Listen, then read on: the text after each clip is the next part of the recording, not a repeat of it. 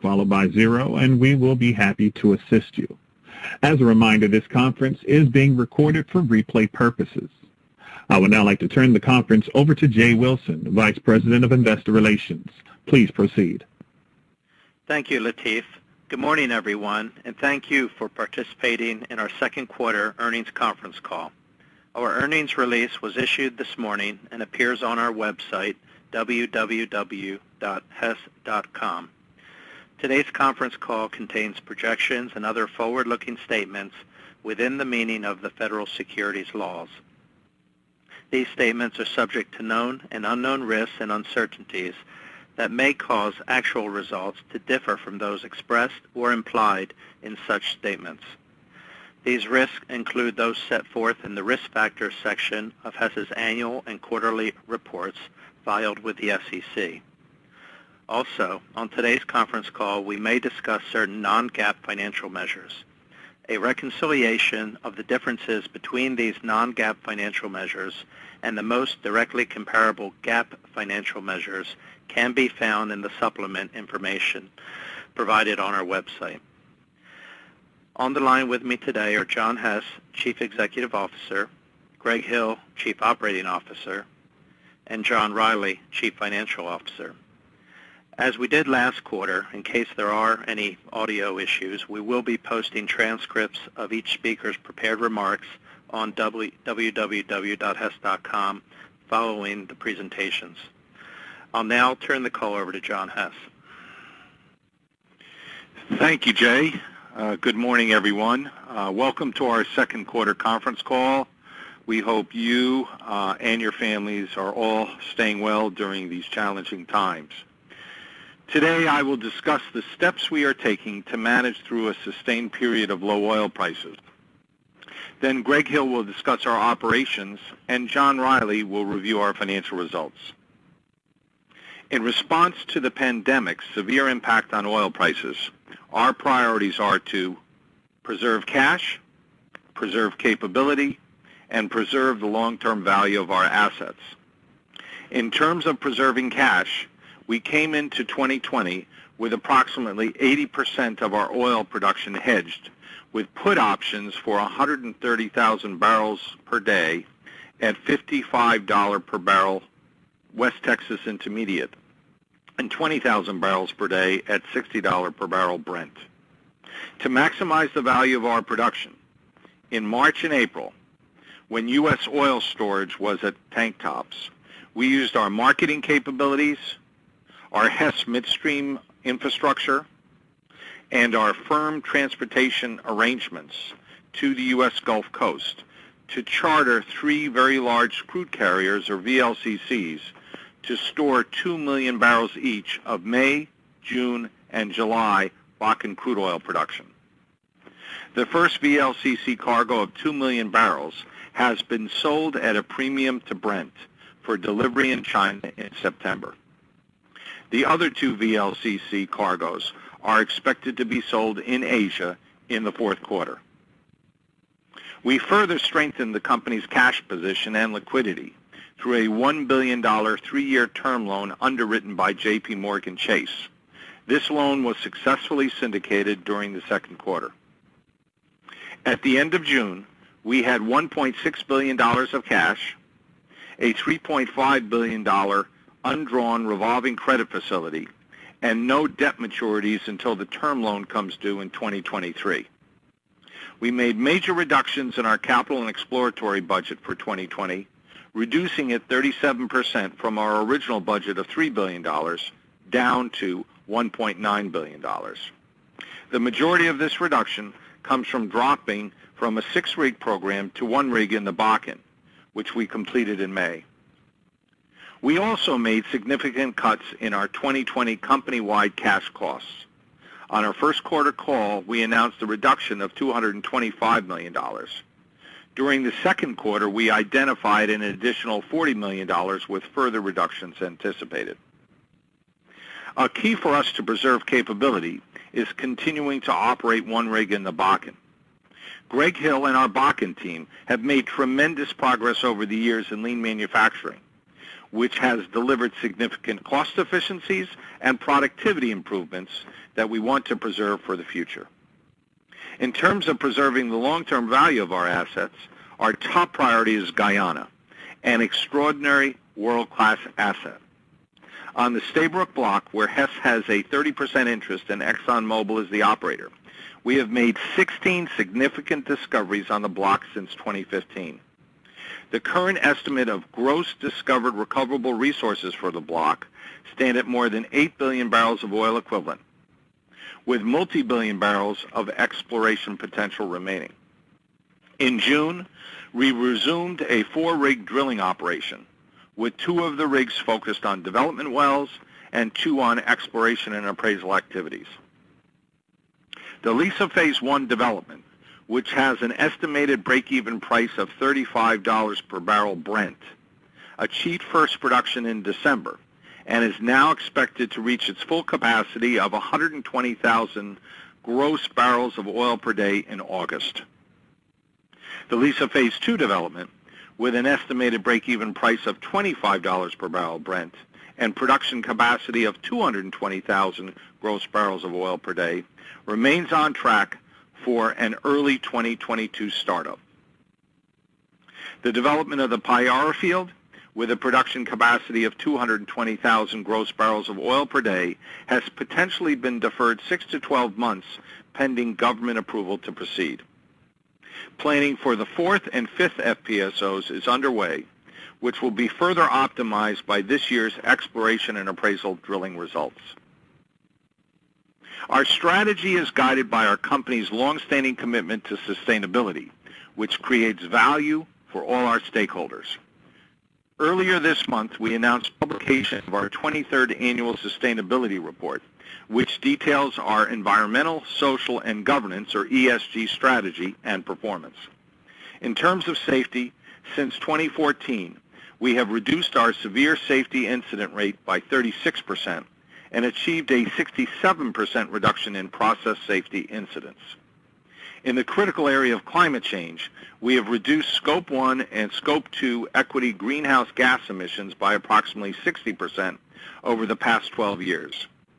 We also are contributing to groundbreaking work by the Salk Institute to develop plants with larger root systems that are capable of absorbing and storing potentially billions of tons of carbon per year from the atmosphere. We continue to be recognized as an industry leader for the quality of our ESG performance and disclosure, and in May we're named to the 100 Best Corporate Citizens list for the 12th consecutive year, earning the #1 ranking for an oil and gas company and ranking #9 on the list overall. In summary, our long-term strategy has enabled us to build a high-quality and diversified portfolio that is resilient in a low-price environment and puts us in a strong position to prosper when oil prices recover. Our portfolio provides long-term resource growth with multiple phases of low-cost Guyana oil developments that are expected to drive industry-leading cash flow growth over the course of the decade. As our portfolio generates increasing free cash flow, we will prioritize debt reduction and increasing cash returns to shareholders. Finally, we want to thank our employees for their continued commitment to operating safely and reliably during this pandemic. The safety of our workforce and the communities where we operate will remain our top priority. I will now turn the call over to Greg for an operational update. Thanks, John. In the second quarter, we continued to deliver strong operational performance across our portfolio. Company-wide net production averaged 334,000 barrels of oil equivalent per day, excluding Libya, which was above the top end of our guidance of 310,000 to 315,000 barrels of oil equivalent per day. This was driven both by strong results in the Bakken, where our advantaged infrastructure position enabled us to avoid shutting in production, and by higher nominations in Southeast Asia, where demand is increasing as the economy recovers. In the third quarter, we expect company-wide net production to be in the range of 320,000 to 325,000 barrels of oil equivalent per day, excluding Libya. This reduction from the second quarter reflects planned downtime in the Gulf of Mexico. Our production guidance for full year 2020 is now approximately 330,000 net barrels of oil equivalent per day, excluding Libya, up from our previous guidance of approximately 320,000 barrels of oil equivalent per day.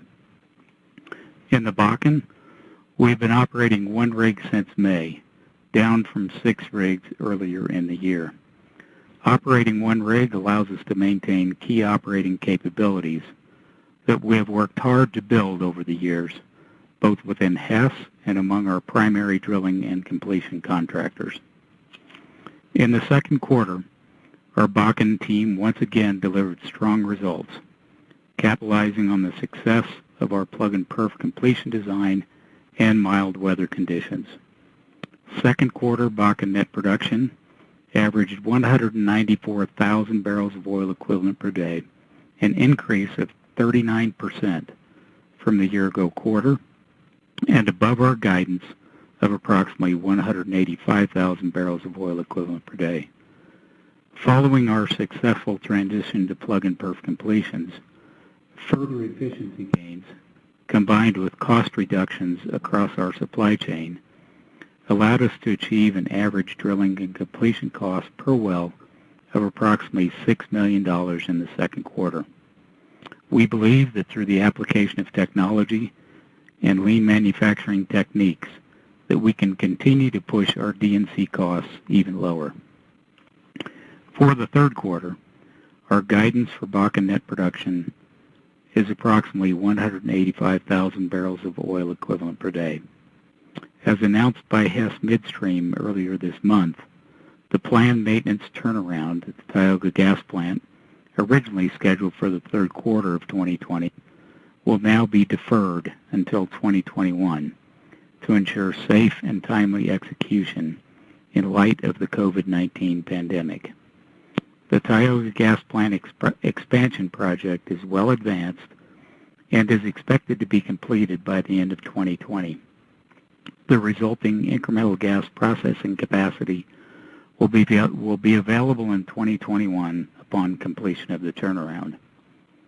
For the full year 2020, our guidance for Bakken net production is approximately 185,000 barrels of oil equivalent per day, up from our previous guidance of 175,000 barrels of oil equivalent per day.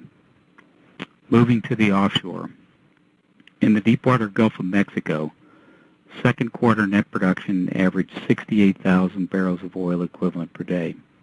The Esox-1 well, which came online in February, is expected to reach its gross peak rate of approximately 17,000 barrels of oil equivalent per day, or 9,000 barrels of oil equivalent per day net to Hess in the third quarter, and to average approximately 5,000 barrels of oil equivalent per day net to Hess in 2020.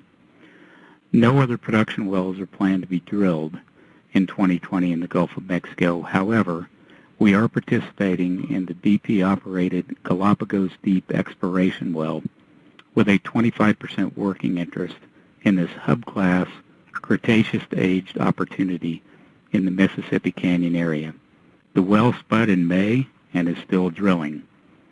In the third quarter, our guidance for Gulf of Mexico net production is expected to be between 50,000 and 55,000 barrels of oil equivalent per day, reflecting planned maintenance of third-party operated facilities that will shut in Conger and Llano for approximately 40 days beginning August 1st, as well as a planned 9-day maintenance shutdown at the Shenzi field.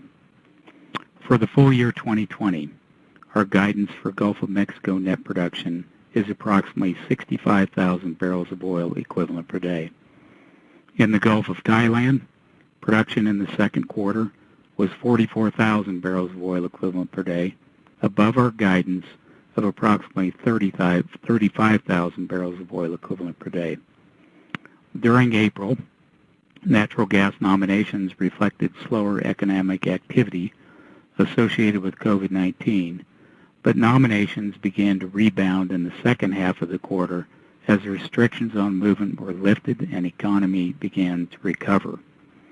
Our guidance for our third quarter and full year 2020 net production is between 50,000 and 55,000 barrels of oil equivalent per day. Now turning to Guyana. Production from Liza Phase 1 commenced in December 2019, and in the second quarter averaged 86,000 gross barrels of oil per day, or 22,000 barrels of oil per day net to Hess. Further work to commission water injection and increase gas injection is underway. That should enable the Liza Destiny FPSO to reach its full capacity of 120,000 gross barrels of oil per day in August. The Liza Phase 2 development will utilize the Liza Unity FPSO with a capacity to produce 220,000 gross barrels of oil per day. The project is progressing to plan, with approximately 75% of the overall work completed, and first oil remains on track for early 2022. As previously announced, some activities for the planned Payara development have been deferred pending government approval, creating a potential delay in production startup of 6 to 12 months. The Stena Carron and the Noble Tom Madden drill ships resumed work in late May and early June, respectively. The Stena Carron rig recently completed appraisal drilling at Yellowtail 2, located 1 mile southeast of Yellowtail 1. The well identified 2 additional high-quality reservoirs, one adjacent to and the other below the Yellowtail field, further demonstrating the world-class quality of this basin. This additional resource is currently being evaluated and will help form the basis for a potential future development.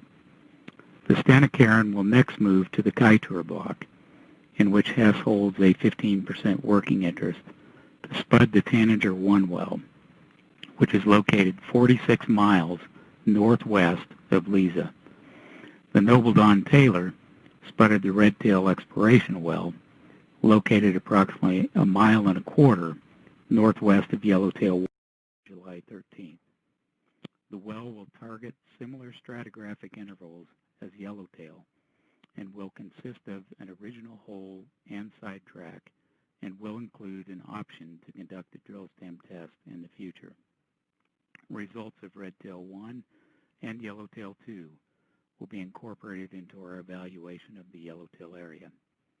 In closing, we continue to focus on strong execution across our portfolio while ensuring the safety of our workforce and the communities where we operate in the midst of the COVID-19 pandemic.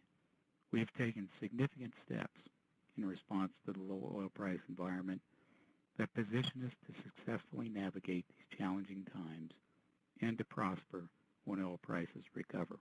I will now turn the call over to John Riley. Thanks, Greg. In my remarks today, I will compare results from the second quarter of 2020 to the first quarter. We incurred a net loss of $320 million in the second quarter of 2020 compared to an adjusted net loss of $182 million in the first quarter. For E&P incurred a net loss of $249 million in the second quarter of 2020 compared to an adjusted net loss of $120 million in the previous quarter. The changes in the after-tax components of adjusted E&P results between the second quarter of 2020 and the first quarter of 2020 were as follows. Lower realized selling prices reduced results by $115 million. Lower sales volumes reduced results by $128 million. Lower DD&A expense improved results by $53 million. Lower cash costs improved results by $38 million. Lower midstream tariffs improved results by $16 million. All other items improved results by $7 million for an overall decrease in second quarter results of $129 million.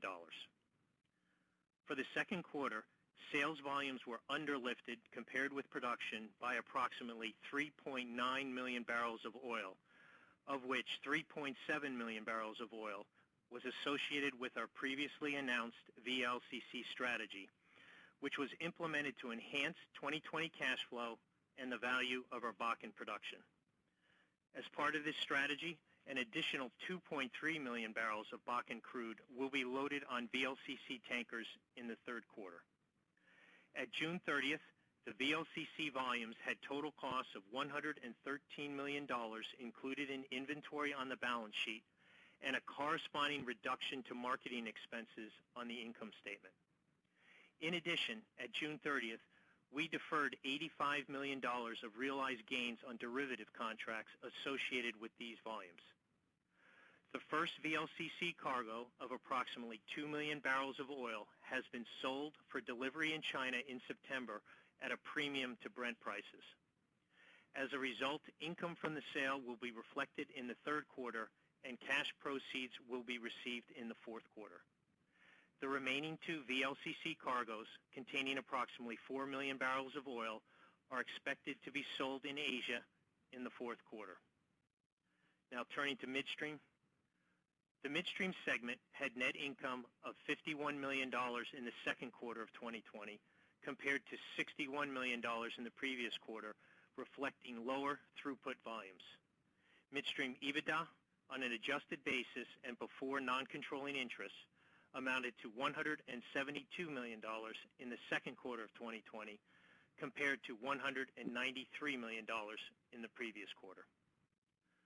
Turning to corporate, after-tax corporate and interest expenses were $122 million in the second quarter of 2020 compared to $123 million in the previous quarter.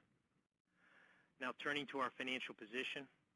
At quarter end, excluding midstream, cash and cash equivalents were $1,640 million, and our total liquidity was $5.3 billion, including available committed credit facilities, while debt and finance lease obligations totaled $6.6 billion.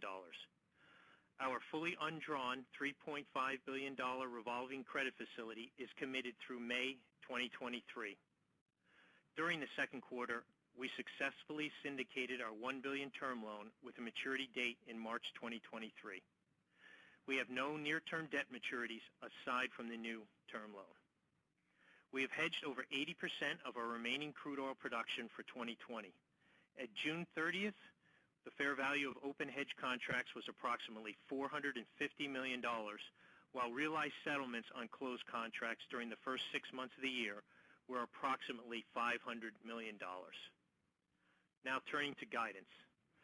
Our E&P cash costs were $8.81 per barrel of oil equivalent, including Libya, and $8.64 per barrel of oil equivalent, excluding Libya, in the second quarter. We project E&P cash costs, excluding Libya, to be in the range of $10 to $10.50 per barrel of oil equivalent for the third quarter, which reflects the impact of planned maintenance shutdowns in the Gulf of Mexico and higher production taxes in North Dakota on increasing oil prices. Full-year guidance is expected to be in the range of $9.50 to $10 per barrel of oil equivalent, which is down from previous guidance of $10 to $10.50 per barrel of oil equivalent, reflecting the increased production guidance and further reductions to costs. This brings total cost savings to approximately $265 million for 2020, and we continue to look for further cost reduction opportunities. DD&A expense was $15.45 per barrel of oil equivalent, including and excluding Libya, in the second quarter. DD&A expense excluding Libya is forecast to be in the range of $16 to $17 per barrel of oil equivalent for the third quarter due to a combination of planned maintenance shutdowns in the Gulf of Mexico, higher third quarter production from North Malay Basin, and additional Bakken production related to the deferral of the turnaround at the Tioga gas plant to next year. For the full year, DD&A expense is projected to be in the range of $16 to $17 per barrel of oil equivalent, which is up from prior full-year guidance of $15 to $16 per barrel of oil equivalent. This results in projected total E&P unit operating costs, excluding Libya, to be in the range of $26 to $27.50 per barrel of oil equivalent for the third quarter, and $25.50 to $27 per barrel of oil equivalent for the full year. Exploration expenses, excluding dry hole costs, are expected to be in the range of $35 to $40 million in the third quarter and $140 to $150 million for the full year, which is down from previous guidance of $145 to $155 million. The midstream tariff is projected to be in the range of $220 to $230 million in the third quarter and $905 to $930 million for the full year, which is unchanged from previous guidance. E&P income tax expense, excluding Libya, is expected to be in the range of $10 to $15 million for the third quarter and $20 to $30 million for the full year, which is unchanged from previous guidance. Our crude oil hedge positions remain unchanged. We expect option premium amortization will be approximately $70 million for the third quarter and approximately $280 million for the full year, which is unchanged from previous guidance. For midstream, we anticipate net income attributable to Hess from the midstream segment to be in the range of $40 to $50 million in the third quarter and $195 to $205 million for the full year, which is up from previous guidance of $185 million to $195 million due to the deferral of planned third quarter maintenance turnaround at the Tioga Gas Plant to 2021. For corporate expenses are estimated to be in the range of $25 to $30 million for the third quarter and unchanged for the full year in the range of $115 to $125 million. Interest expense is estimated to be in the range of $95 to $100 million for the third quarter and $375 to $380 million for the full year, which is at the lower end of our previous guidance of $375 million to $385 million. This concludes my remarks. We will be happy to answer any questions. I will now turn the call over to the operator. Ladies and gentlemen, if you have a question, please press star followed by 1 on your phone. If your question has been answered or you would like to withdraw your question, press the pound key. Questions will be taken in the order received. Please press star 1 to begin. Our first question comes from the line of Doug Leggate of Bank of America. Your question, please. Thank you. Good morning, everybody. I hope everybody's doing well out there. I guess my first question's on the Bakken, my second one on Guyana. So, Greg, first on the Bakken, can you give us, with the revised guidance, give us an update on how you see the exit rate and the decline on a one-rig program going into 2021? Yeah, Doug, this is Greg. So the exit rate is going to be somewhere in the range of 170 to 175. And the reason is because we're projecting a little bit lower pop volumes in the fourth quarter with seasonal NGL prices coming up. So 170 to 175. As far as 2021, we're still in the throes of developing our plans for next year, so we'll give you guidance on that in January, as always. What I will say, though, is we believe that we can hold production relatively flat. If with a 2-rig program, we could hold it relatively flat. So there will be some decline on a 1 year with a 1-rig program, but we will give you that guidance in January. Okay, that's really helpful. Thank you. My follow-up, if I may, is on Guyana, and I've just got a couple of things related, I guess. First of all, Greg, obviously the election hasn't been resolved yet. I don't know if John wants to handle this one, but my understanding was that Baychase was still not done with their evaluation. The Payara FPSO is already, the hull is already complete. I think it's 14 months for the topsides installation. In other words, it was already running ahead of schedule. So I'm just wondering if you can put some context around the 6 to 12 month delay, because there seems to be some speculation out there that Payara has been pushed out much later, which was not my understanding. That's, I guess, is part one. And if I may squeeze a part two, It's really just if you could speak to the plateau implications of the deeper resource exploration success you've had on the early, let's say the first 2, 3, 4 FPSOs, because it seems to me those plateaus are going to be a bit longer than perhaps you originally had planned for. I'll leave it there. Thank you. Doug, great questions. Hope you and your family are well as well. Look, the Court of Appeal in Guyana is expected to issue a ruling tomorrow, and we hope the ruling will provide further clarity on the election outcome. Ultimately, we expect the will of the Guyanese people will be expressed in this final result. I think it's really important to know the leadership of both major political parties has stated support for the Stabroek production sharing contract. And in terms of Payara and moving the development forward, the joint venture is ready to move forward as expeditiously as possible as soon as the government is ready to do so.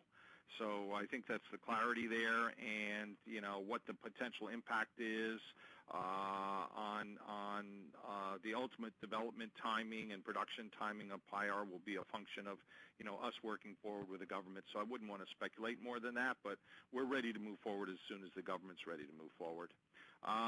In terms of the exploration success that we've had, the 16 discoveries, 6 of which these exploration wells were spud in 2019 most recently. They have actually, during this time of some of the drilling delays, have enabled us to optimize the resource to be developed for ships 4 and ships 5, and ultimately lowering the cost per barrel and increasing the NPV of these discoveries. So just these 6 recent exploration discoveries that were spud in 2019 is going to bring value forward. You're making a good point, which is, I think, a second point, which is a number of these appraisals that we're drilling will be tiebacks, which will be value enhancers and extend the plateau. You're absolutely right on that. So I think it's both points, optimizing ship 4 and 5 just because of our recent exploration and appraisal activities, but also building our inventory of tiebacks will also bring value forward. And then, the third point I'd say is that, we have a really exciting world-class inventory of future drillable prospects, both in the Campanian, where most of our discoveries have been made, where the developments are currently moving forward, but also deeper horizons. Greg talked about one in Yellowtail and also the deeper Santonian. And this will really underpin low-cost barrel developments for many years to come, sustaining our trajectory of industry-leading cash flow growth from Guyana through the decade. So I think hopefully that provides some context for you in terms of how we think about the exploration potential, development potential, production potential of the world-class asset that we have in Guyana. That's terrific. Thanks for the full answer, guys. Appreciate it. Thank you. Our next question comes from the line of Arun Jayaram of J.P. Morgan. Your question, please. Yeah, good morning. Thus far, you have 3 penetrations in the early Cretaceous at Liza Deep, Triple Tail Deep, and now Yellowtail Deep.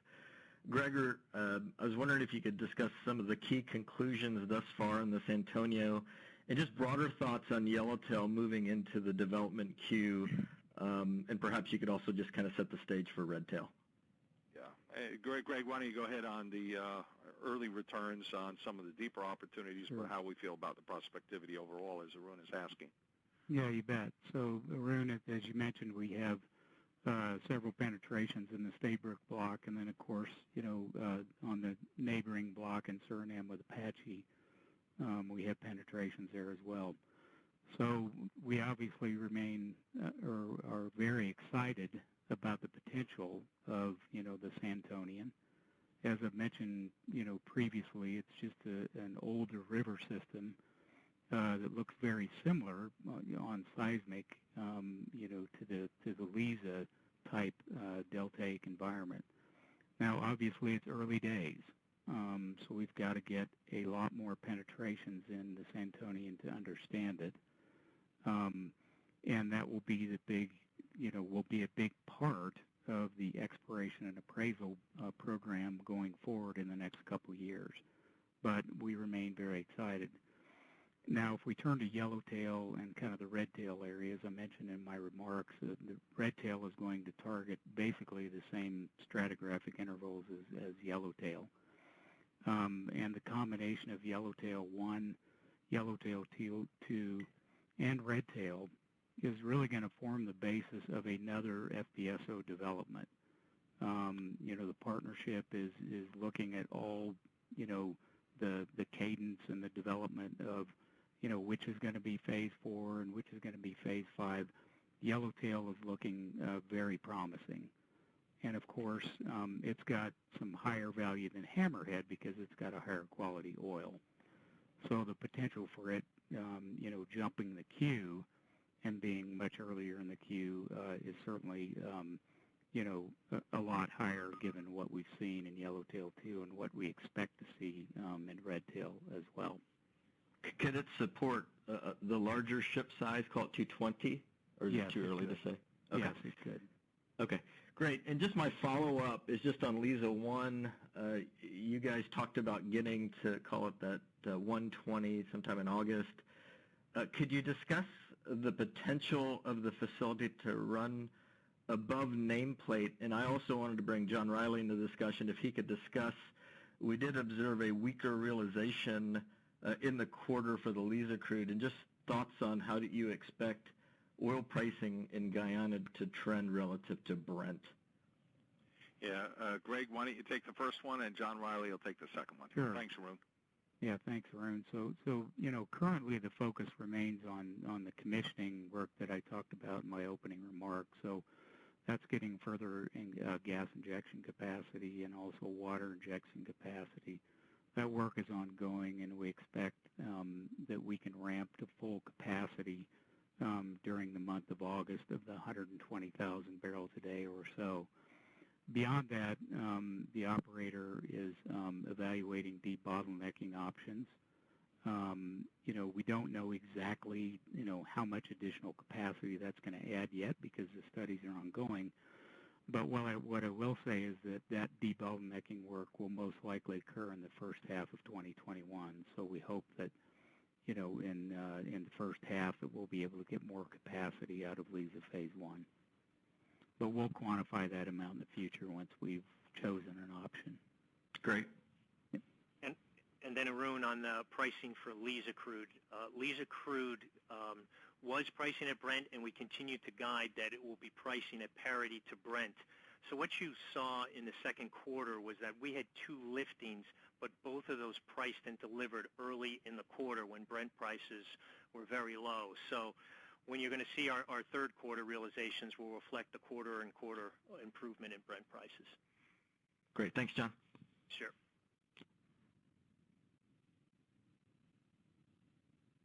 Thank you. Our next question comes from the line of Paul Chang of Scotiabank. Your line is open. Thank you. Good morning, guys. Morning. I know it's a bit early. Maybe that, John, can you maybe at least that from a direction standpoint on 2021 CapEx versus 2020, we expect to be up, down, or roughly the same? Sure, Paul. I mean, as you said, it is early, and we will, discuss our guidance as usual in January. But, where we are right now, we expect our 2021 capital spend to be flat to down compared to 2020.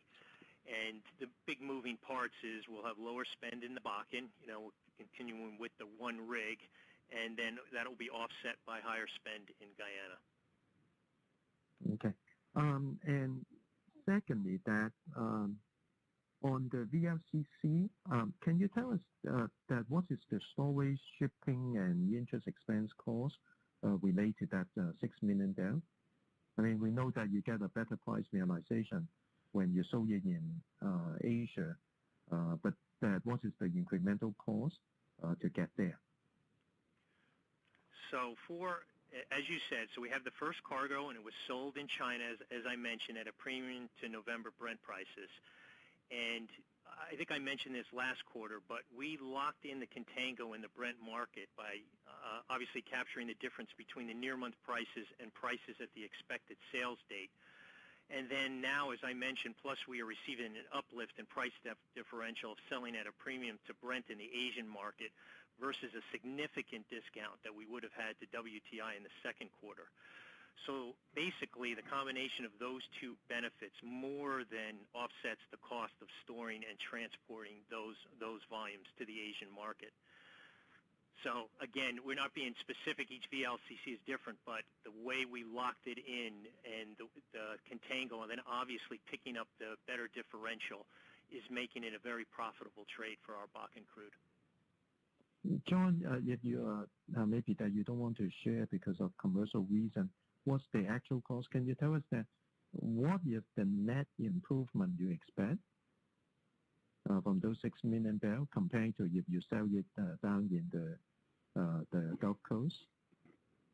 So let me put it this way, because it gets to a hypothetical calculation, because as you know, Paul, trying to move and sell barrels in the second quarter, especially in May, we don't even know if we could have sold those barrels. And if we did sell those barrels, would it have been even more than the discount we were seeing in the market? So I think the best way to look at it is, as I said, the move from WTI to Brent and locking in that Brent contango took care of all of the cost. You probably saw in May the differentials on WTI down at Gulf Coast, say $14 to $15 under WTI, and now we're picking up a premium to Brent. So you can apply the difference in that discount plus the premium to all those barrels. So you can see for us it won. As we talked about, we didn't want to shut in production. This allows us to sell these barrels in the same year versus if you shut in production, you never would have gotten those barrels sold and got that cash flow. Plus, it allowed us to enhance the value of the Bakken crude. Okay. And on the gas plant turnaround, I'm actually a little bit surprised that you guys decide to delay it, given the demand is relatively weak this year, and hopefully next year will be better, and the price is still hopefully next year will be better. Other than say maybe a cash flow issue, is there any reason that we really want to delay the Toga plant turnaround? Greg will answer this, but it's all about safety and the welfare of our employees and contractors of the community where we do business. So it was a safety decision, a precaution, when we absolutely know we did the right thing there. But Greg, you want to elaborate at all, and then John can talk about any other financial impacts. No, I think, John, you pretty much answered it. I mean, we saw a spike in Tioga that was not only some local workers, but also some of the people that we were going to bring in from the Gulf Coast for the turnaround. There was spikes going on in that part of Texas as well. So we just made a conscious decision that, for the safety of our employees and for the safety of our community up there in Tioga, that we did not want to introduce the potential for additional COVID cases. So again, it was purely a safety-based decision. And then from a financial standpoint, obviously we're picking up on an annual basis about 5,000 barrels a day of added production from it, mostly natural gas and NGLs, actually all of it natural gas and NGLs from that. And then we'll have obviously less costs in the third quarter associated with the maintenance. So all that is moved to next year. But again, Paul, as everybody said, this was related to COVID and the safety of the employees, contractors, and the local community. Thank you. Thank you. Our next question comes from the line of Brian Singer of Goldman Sachs. Please go ahead. Wanted to go back to Guyana, if I can, and go back to the Yellowtail reservoirs. Can you add any additional color on what's defining the high-quality reservoirs from a thickness, oil quality perspective, and you added some takeaways on more of the deeper reservoirs, given multiple penetrations from industry and yourselves. Can you add any more color on the implications of the adjacent reservoirs? And then in an earlier question you mentioned, earlier response you mentioned that you're optimizing the resource development for ships 4 and 5, lowering the cost per barrel and increasing the present value. Is that a function of the better quality reservoirs that you're seeing, or is there something that you're doing with regards to the underlying cost structure for future development? Thank you. Yeah, Greg will pick up on this. Great question, Brian. You know, drilling and evaluation is still underway in Yellowtail, so some of the specificity you're asking for, we can just talk contextually, not specifically, but happy to do that. And Greg will also shed some light in terms of the prospectivity, that it's a higher quality oil, more like Lisa, and the aerial extent and connectivity. It looks very encouraging for a bigger ship. So, Greg, you want to elaborate? Yeah, sure. So, you know, Brian, I mean, pretty much what we saw was the same quality of reservoirs that were in Yellowtail 1. And as John mentioned, you know, those reservoirs are very much Lisa-like. So very high quality oil, very high quality reservoir. And then as we went over to Yellowtail 2, you know, as I mentioned in my opening remarks, you know, we saw continuity with an existing very large, you know, aerial extent in Yellowtail, and then also a lower lobe, if you will, but also had very high quality pay and very high quality oil in it. So, you know, the result of that is, you know, the Yellowtail complex is just getting much bigger. And given the quality of the oil and the quality of the reservoir, you know, it makes a lot of sense to move that development forward. Because it's higher capacity, and again, it's got a much higher quality, both crude oil and reservoir than say, Hammerhead, right? And of course, Redtail, moving over, again, it's 1.25 miles away. You know, we expect that would further extend, you know, the aerial extent of those reservoirs, and so far, looks like good continuity between everything. So that just bodes well for an extremely good development, again, at that higher capacity. Great, thank you. And then my follow-up, John, you started the call talking about positioning the company to perform well in a sustained low oil price environment, and I wondered whether the free cash flow as future phases of ramp up, if that is sufficient to meet your cash preservation goals, or if you see the need for asset sales or equity-linked issuance to reduce leverage. Thanks, Brian. No, what we are planning, the plan, first of all, that we put in place, as John said, that preserve cash, preserve capability, and preserve long-term value is, in this low-price environment, we wanted to get all the way through to Phase 2 in Guyana and be in a position then picking up, I'm just going to say, approximately 60,000 barrels a day of Brent-based production coming into the portfolio. So once we can get to that Phase 2, and then obviously Payara comes on in Phase 4, we believe we can fund our way through that cycle and fund our investments in Guyana with our current positions that we have.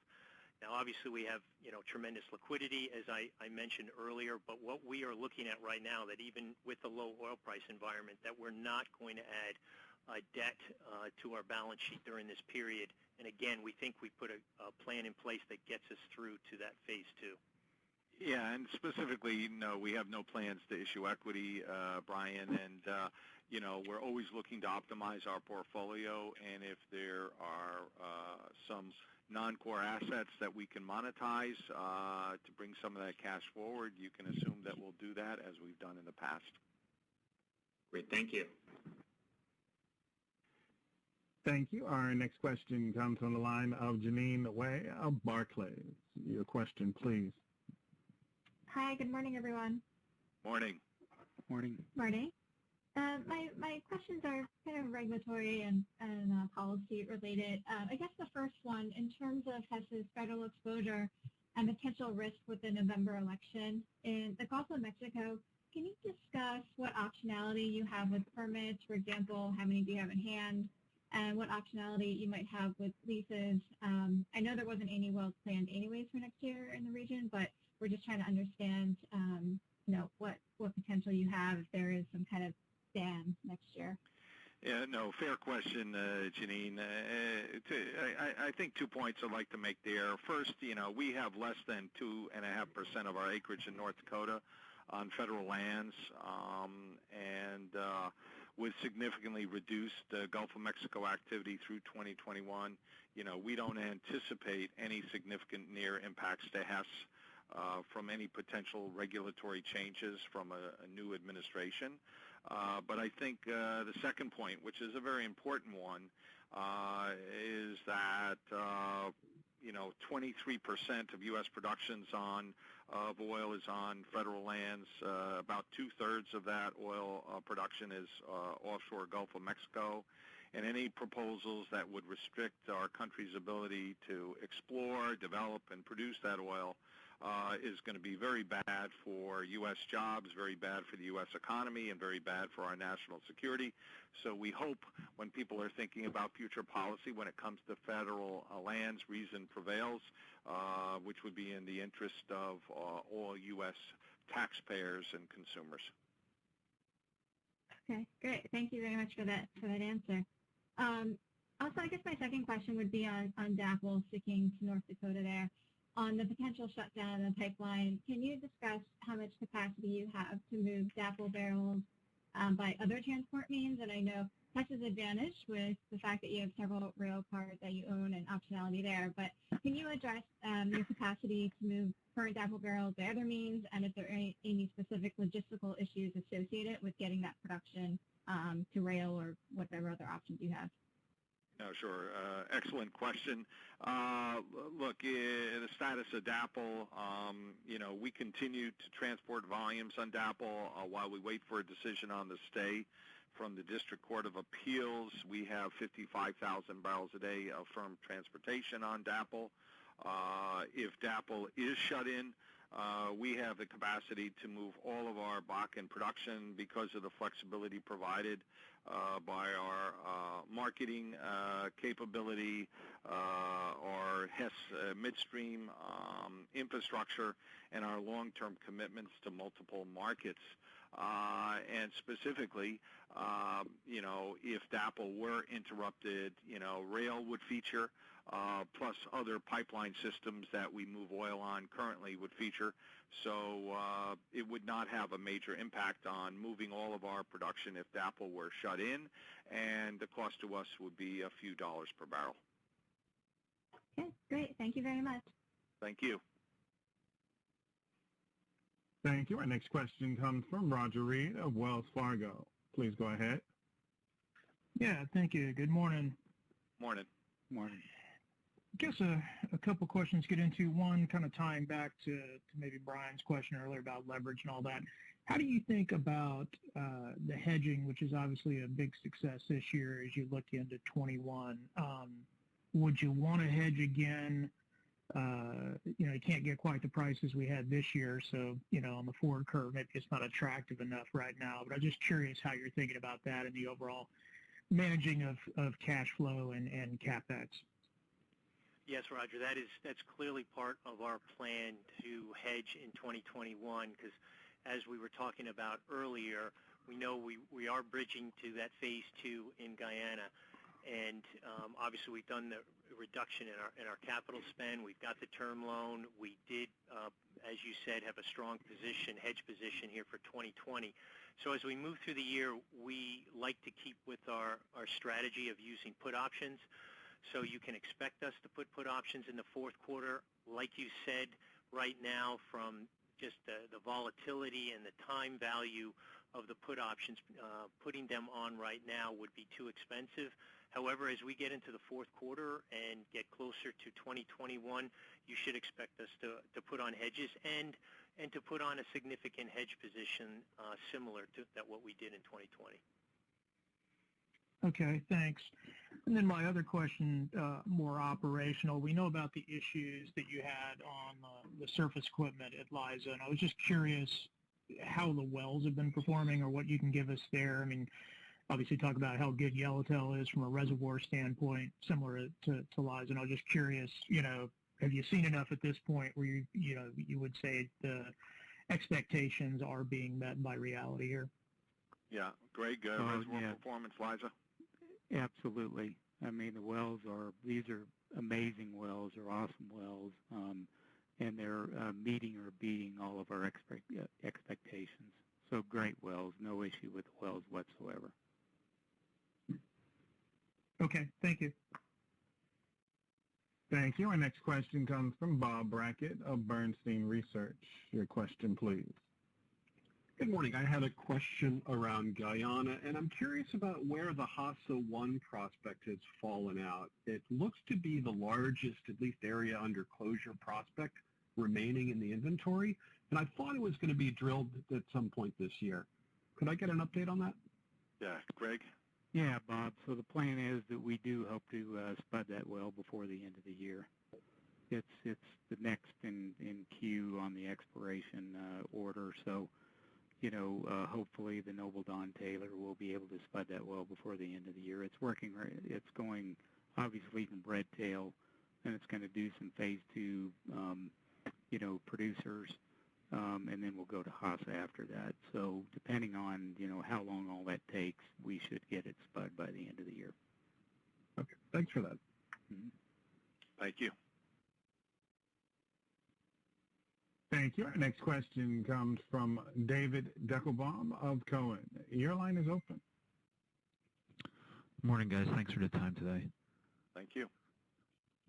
Just a question, as you talked about before, requiring 2 rigs to hold the Bakken flat, and I know the intention is to spend less next year overall, assuming a 1-rig program. Is there a move in commodities that would cause you to look at maintaining Bakken volumes, or is the strategy now to just accrete that cash to the balance sheet to maximize liquidity? Yeah, no, we would want WTI to be in the range of $50 for us to consider to bring a rig back. And our focus is to maximize cash flow generation for sure. And that's going to be a dynamic between price, the outlook for prices, and, keeping our liquidity strong. So, again, when we get to the end of the year, we'll be able to give more clarity on what our plans for the Bakken are. Right now it's 1 rig, and as we go into next year, we'll make the decision according to where the market outlook is. I appreciate that. And then just the last one for me, just kind of trying to put a bow around Payara. When you originally guided the 6 to 12 month potential deferral, I guess how is the political process lining up with your expectations? And I guess what do we need to see happen in order to be able to adhere to that same guidance? Yeah, a newly elected government needs to be put in place, and as soon as it is, our joint venture will work closely with the government to move the development forward. Just for conservatism, we're talking about a 6 to 12 month delay as a function of how it works out with this newly elected government. We'll be able to be more specific on the exact timing once we get the development approved, which we anticipate getting eventually. Appreciate that as well. Thank you, guys. Our next question comes from Jeffrey Campbell of Toy Brothers. Your line is open. Thank you, and good morning. First, I'd like to ask why you chose to invest in the BP Gulf of Mexico well rather than exploring your own tie-in targets, of which Esox-1 was such a great success. Greg, you want to talk about our exploration strategy? And, we have a position in the Cretaceous, and joint venturing and sharing risk with BP was the appropriate thing to do. It's not just that it's BP, it's also Hess. But anyway, Greg, why don't you provide some perspective on our activities in the Gulf? Yeah, you bet. So, again, the Gulf of Mexico is a key heartland for us. Great cash engine. Plus, we have the proven capability not only on the exploration side, but also on the project delivery, which includes drilling and development of topsides. So obviously, it remains a key for us. And in the last 5 years, we've acquired 60 leases in the Gulf of Mexico, for a grand total of $120 million. So very good price, for all those leases. And, it's really composed of three things. A, ILX, kind of near infrastructure opportunities. B, Miocene greenfield hub opportunities. And then thirdly, the Cretaceous play, which really got de-risked by the Norphlet, right? Because everyone thought the Norphlet was going to be tombstone, and of course, Shell and Chevron found not only very high quality sands, but very thick sands. And the Cretaceous, is sandwiched between the Miocene and the Norphlet. So obviously, in order for crude to make it from the source, rock all the way to the Miocene, it had to pass through both the Norphlet and Cretaceous. So the prospects that are in the Cretaceous, which we got a good position, as John said, we also have a position that has, partners, so we de-risk it. But these are very large, hub class opportunities. So, BP had Galapagos in the queue in 2020, given it's a large prospect. Again, sandwiched between the Norphlet and the Miocene and the Mississippi Canyon area, we said we will go ahead and drill it. So it's purely just a matter of where it came in the queue because, again, we like all three opportunity sets that we have, ILX, Miocene, and this Cretaceous play. Obviously, as crude prices move up, we'll want to get back to work, in the Gulf of Mexico on our own things. And, first in the queue is going to be some of those ILX opportunities like, a second well at Esox. But again, we need to see a little bit higher crude price before we do that. But we did Galapagos because the opportunity was now. So on the BP Galapagos prospect, it was purely, a time issue. And when we say preserve cash, preserve capability, preserve long-term value of assets, obviously Galapagos fits in that latter category, but there was a time constraint there. At the same time, in this pricing environment, we're going to focus on preserving the cash, and our activity levels in the Gulf of Mexico are not anticipated to be very high until we get more visibility on oil prices and the oil market stabilizing and strengthening. Okay, great. That was a very helpful explanation. I appreciate it. And then my other question was just on the subject of asset sales, with Yellowtail expanding and seemingly exceeding expectations and jumping ahead of Hammerhead in the queue. Could this support selling down any interest in lower quality Guyana assets if the price is right, or is there no such thing as a Guyana asset that's going to be for sale? Well, our company is always looking to optimize the value of our portfolio, but, one of the lowest cost, highest return investments in the industry is our position in Guyana. We see a lot more running room there, and it's actually something, if we could get more of it, we'd like more of it. So, no, we don't have any interest in selling down. It's a high return and low cost. Nothing competes with it in the industry. Great. Thank you. I appreciate it. Thank you. Our next question comes from Ryan Todd of Simmons Energy. Your question, please. Good, thanks. Maybe just a couple quick numbers-related ones. First, on CapEx, the second quarter CapEx is a little bit low versus guidance, despite pretty solid number of well completions in the Bakken. What are you seeing on leading-edge drilling and completion costs in the Bakken versus what you anticipated in your full-year budget?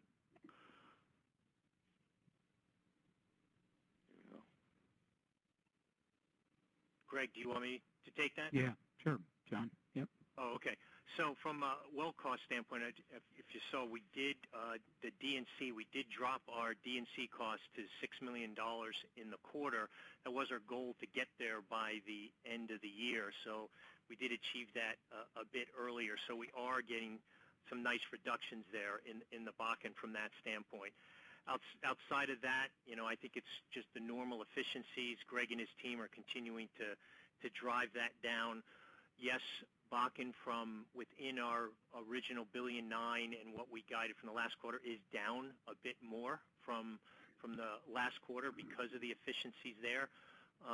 But overall, with the portfolio of $1.9 billion, we're seeing a little bit more now with the rigs back operating in Guyana, just a little bit more in the Guyana. So it's a nice offset and keeps us at our $1.9 billion capital spend.